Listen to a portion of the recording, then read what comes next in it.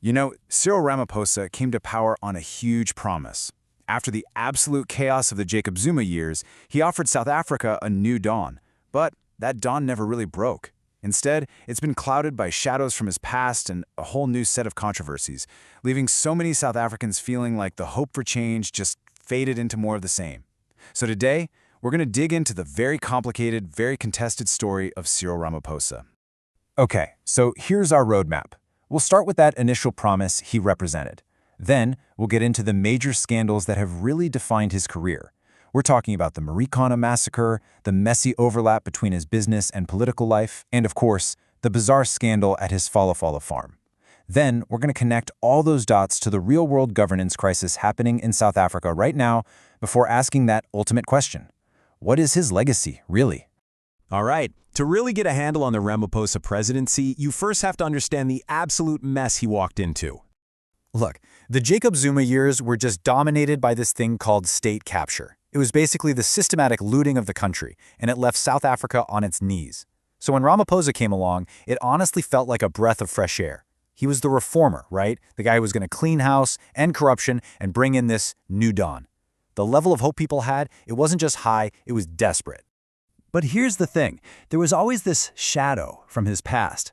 Let's talk about one of the darkest moments in modern South African history, an event that happened long before he was president, but one that he can't seem to shake. So it's August 2012. A strike at the Lonmin Platinum Mine is getting incredibly violent. In the days leading up to the 16th, 10 people are already dead, including police officers. Now at this point, Cyril Ramaphosa isn't in government. He's a very powerful director at the mining company Lonmin.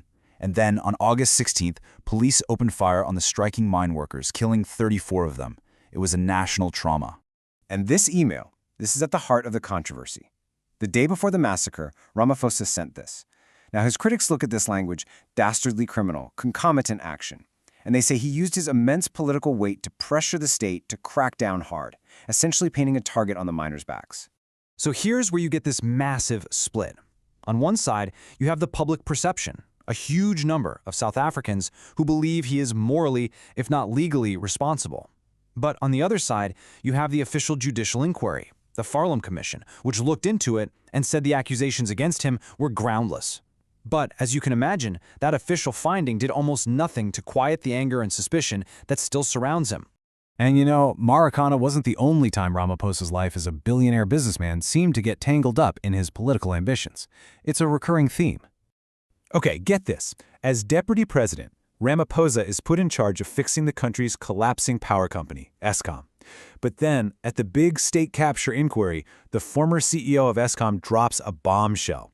He claims Ramaphosa had a major conflict of interest because of his old business ties to Glencore, a huge coal supplier, and that Glencore was using that relationship to squeeze Eskom. Now, Glencore's CEO came out and called it all preposterous, but the allegation stuck. And then there's the whole question of how he even became president in the first place. His 2017 campaign, called CR17, was allegedly flooded with over R1 billion in secret donations. This created this really ugly perception that he didn't just win the presidency, he bought it, creating this web of IOUs to powerful people. Which brings us to what is, without a doubt, the weirdest and maybe most damaging scandal of his entire presidency, the Fala Fala affair. Seriously, this is a story that has it all. A robbery, a couch stuffed with US dollars, and a whole lot of questions. So, in 2020, a massive amount of foreign cash is stolen from the president's private farm. But here's the crazy part. Nobody knew about it. For over 2 years, it was a total secret. Then, a former spy chief blows the whole thing open by filing a criminal complaint. And the allegations were just explosive, that the president covered up a crime, that he was holding illegal foreign cash, and that he broke all sorts of ethics rules. And here is where it all just gets so messy. You had a panel set up by Parliament that found there was prima facie evidence, basically evidence on its face, that Ramaphosa might have committed serious misconduct. But then, one by one, other state institutions, the Public Protector, the Reserve Bank, the Revenue Service, all came out and cleared him. To a lot of people, this didn't feel right. It looked less like justice and more like the system protecting its own. So, what's the bottom line? Why does all this political drama and scandal even matter to the average person in South Africa? Well, it matters a lot. Just look at this number, 14 trillion rand. That is the national debt under Ramaphosa's administration.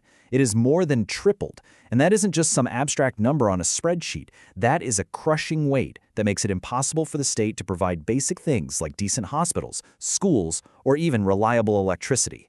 And this is what that debt looks like in real life. It's constant power cuts, it's crumbling roads and water systems, it's unemployment at record highs, it's people not being able to afford food. For millions of South Africans, that promised new dawn feels like a cruel joke.